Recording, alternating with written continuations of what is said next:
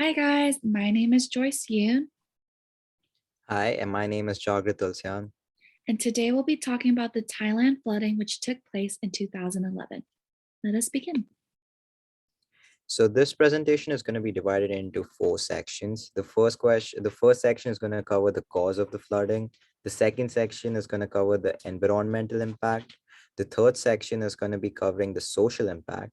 And the last section will be covering the mitigation and adaptation strategies. So the first section is the cause. Before we begin, here's a general rundown of the Thailand flooding. The location that affected it is as known as Thailand, and the dates that it hit was July 25th, 2011, January 16th, 2012, and it affected the country for 175 days. And this occurred during the very well-known monsoon season that hits Southeast Asia. So here are the three main causes. So during that time, there was an especially strong Southeast Asian monsoons that were continuously hitting Thailand. That caused great rainfall and a very high number of it as well. And the second reason is that four tropical storms in the span of June and October brought extreme discharge to the country.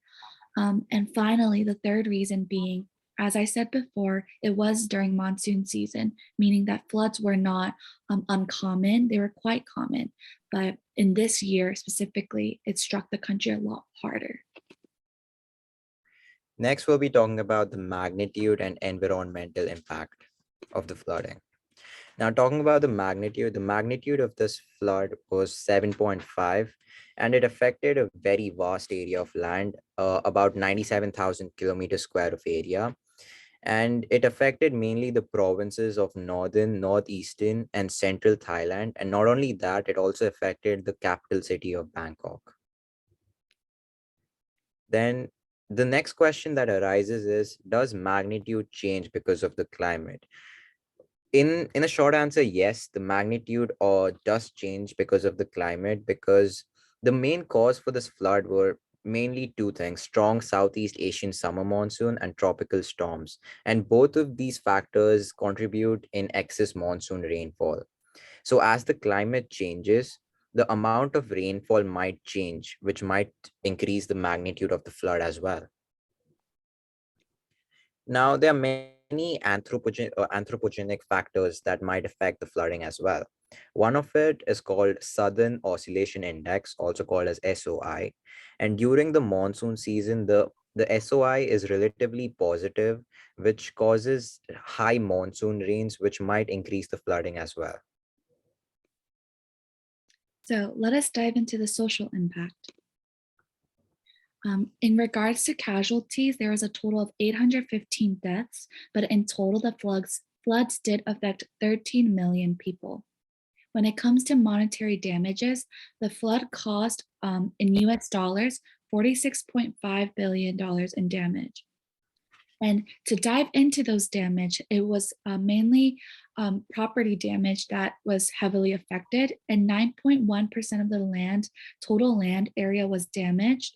And the flood damaged a lot of agricultural properties, causing a lot of food shortages, and also 9,859 factories were closed down because of it.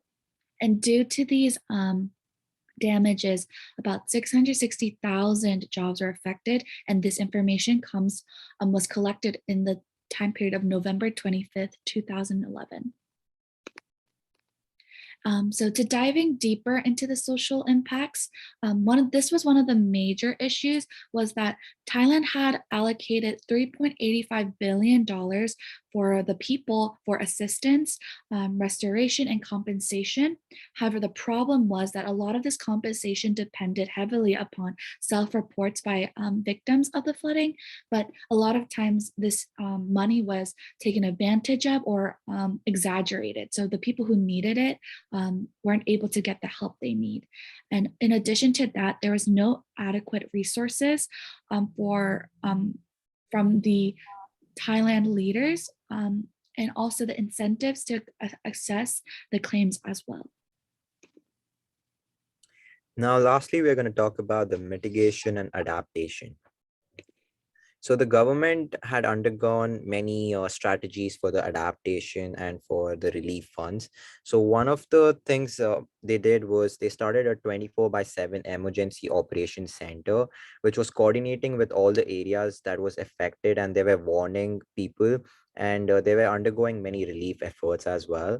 And then government also started many long-term prevention projects, which involved construction of drainage canals, and then even flood walls were created to reduce the risk reduce the risk to large scale enterprises, as large scale enterprises were the mostly affected due to the floods. And then even sandbag barriers and closed water gates were constructed to divert the water to the west, because a lot of water was collected in the east because of the flood. And then a drainage system and reservoir operations were also started to reduce the risk of flooding, so that the drainages don't clog up, which might increase the flooding. And then lastly, government issued a hefty aid for affected people, and volunteers were helping the government by packing sustainable kits and delivering aid to some areas. And airports and student centers also helped in this. So, as a conclusion, the Thailand flooding that took place in 2011 is considered one of the most notorious natural disasters and is also known as one of the Great Floodings. It has left an impact on Thailand for years, and it has really prevented, it also has and pushed the government and the people to be more prepared for floodings that could happen. Luckily, as we know, Thailand is one of the richest and strongest Southeast Asian countries, but it was able to slowly but surely recover. But as my partner and I both agree, it is very important that we learn from the past and be better prepared for natural disasters. And these are our resources, and this is our presentation. Thank you.